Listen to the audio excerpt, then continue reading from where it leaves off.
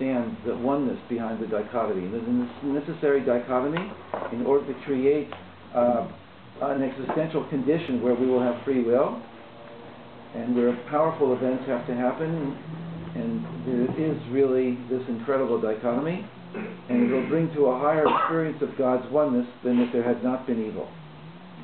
There has to be, God's stamp is oneness.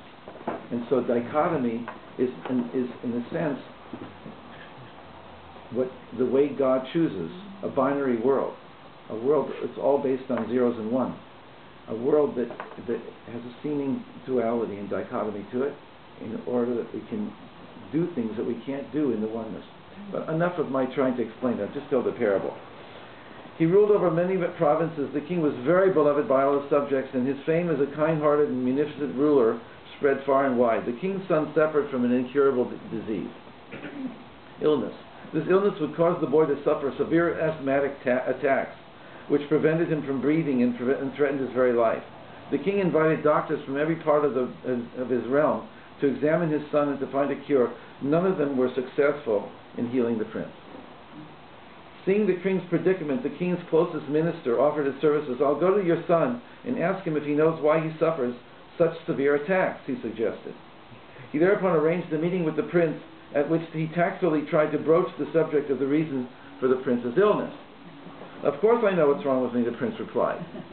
"Well, pray tell me what it is, and I will immediately relate it to your father, the king," the minister urged. "Being the king, he can and will do anything to help you." "I know," the prince sighed. "That's the problem." "Well, what do you mean?" Completely perplexed. I mean that the very fact that my father is king is my problem." The prince blurted out. "As long as he's king, I will never be able to breathe, i.e. to be myself. I myself must be king."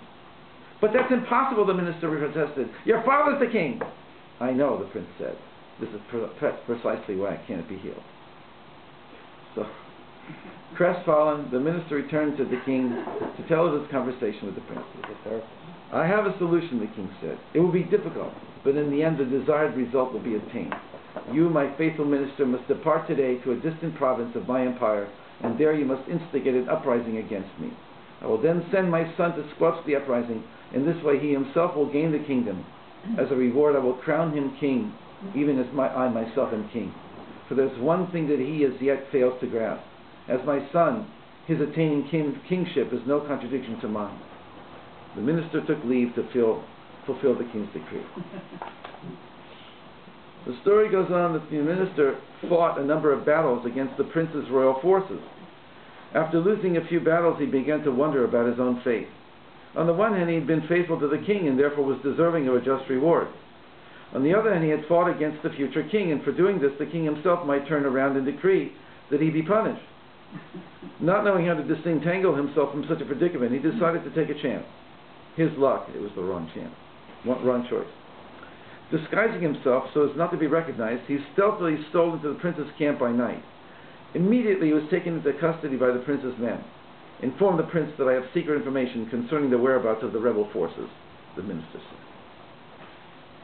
Hearing this, the prince had him brought before him. Unrolling a map of the entire area, he pointed to the exact spot where the enemy, his own men, would be the next morning. "If you don't believe me, keep me in custody until tomorrow," the minister challenged the prince. "Once you find me trustworthy, I will continue to spy for you until you squelch the insurrection." And so it was. The prince's men surprised the enemy forces the next morning, winning a major battle. The new spy continued returning nightly with more and better information until he won the prince's complete trust, and the prince considered him a faithful friend and confidant. At the right moment, the minister, who we know now was a double agent, he made his move. He confided to the prince that his father's rule over the kingdom was not as perfect as he had been led to think. The people of the kingdom were poor, the taxes were high, and they had no recourse to justice. All this the minister told the prince in order to deftly change the prince's mind concerning his own father. Eventually the minister succeeded in making the prince rebel against the king. The parable. Who is the king? That we know. The prince. The soul. In heaven, the spiritual dimension, the soul is sustained by God without any exertion on its part.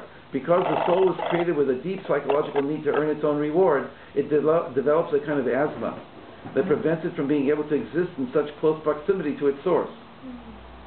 In order to offset this, the king creates the world as a stage upon which the soul will be forced to attain mastery and selfhood through its own efforts. The minister is the Yetzer Hara, the inner adversary that man is given as an antagonist to overcome. Like the Nachash in the Garden of Eden, the serpent, its job is to act as a counterforce against God. If it does its job, it too gets rewarded. For whatever reason, however, the Yetzer Hara, I go into what that means. What do you mean that it gets rewarded? That's it's the question. It gets dealt with. What book is this? Oh, it's one of the books. Come on.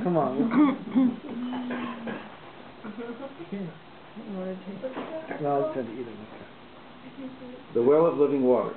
No. Technology to Return to Eden. Oh, this is the wrong one. Oh, Technology and the Return to Eden. And it says in the top in Hebrew, Tikkunei Erev Shabbat Kodesh.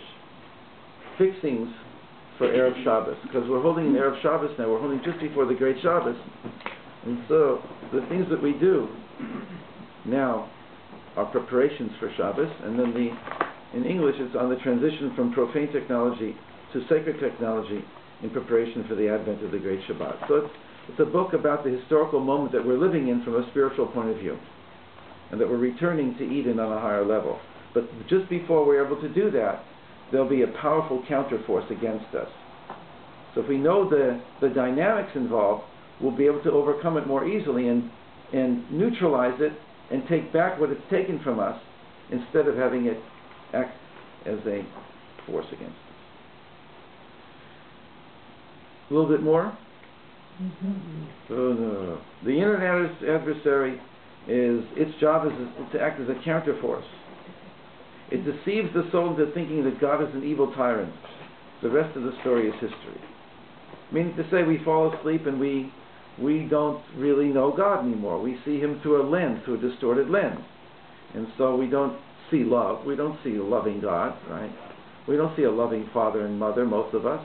Even if they tried to be loving to us, but it was hard. So we got all kinds of knocks and bruises and wounds, and we're carrying those. So what we got from our parents and our teachers, we project unconsciously, some of us, maybe a lot of us, the immature level of relationship with our caretakers is projected onto the divine, and therefore we don't know.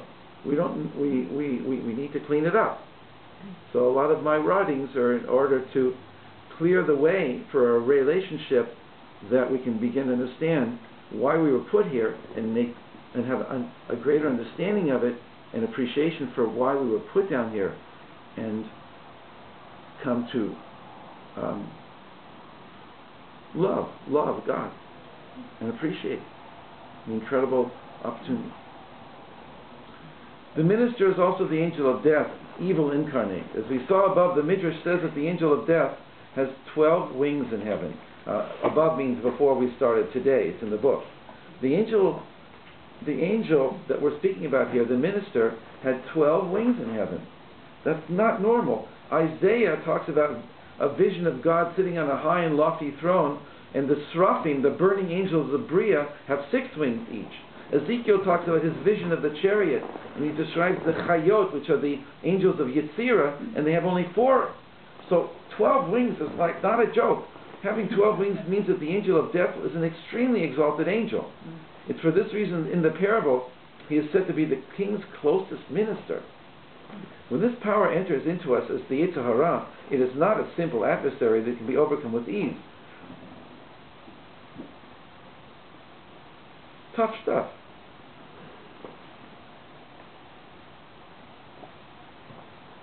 So I've gone a little bit more, but what do I want from here? The next parable about the idea that there's a reward if he does his job. What did I come here for? It just blows my mind. 12 wings. So in the movie, in The Matrix, the architect is wearing white. Where's white? Neo meets